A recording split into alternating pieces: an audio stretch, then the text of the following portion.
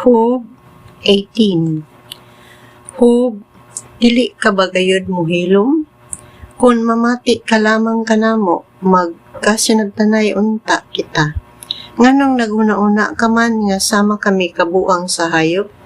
Gisakit mo lamang ang imong kaugalingon pinagi sa imong kasuko. Biyaan ba sa mga tao ang kalibutan tungod lamang kanimo? Mga balhin ba ang kabukiran tungod lamang kanimo? Mapalong ang kahayag sa tawong dautan, o dili na gayud musiga pag-usab. Mungit-ngit ang suga sa iyang tolda. Kaniadto lig-on ang iyang mga lakang apan karon natumba siya, biktima sa iyang kaugalingong tambag.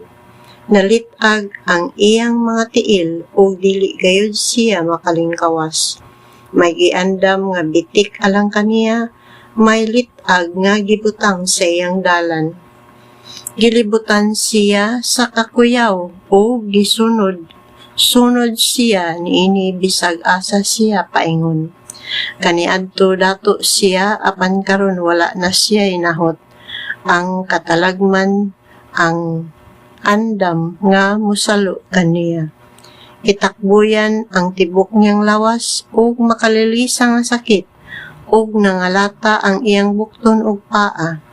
Gitaral siya gikan sa iyang tolda diin siya nagpuyo nga malinawon o giguyod aron patubangon kang hari kamatayon.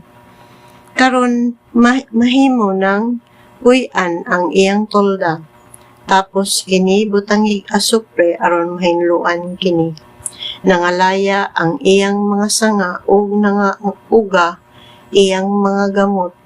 Nahanaw ang iyang kabantog ug wala nay nahinumdum kaniya. Abugon siya gikan sa yuta sa mga buhi, gikan sa kahayag ngadto sa kangitngit.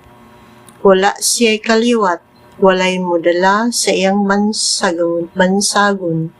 Gikan sa sidlakan ngadto sa kasadpan, ang tanang makabati sa iyang gidangatan mangurog sa kalisang.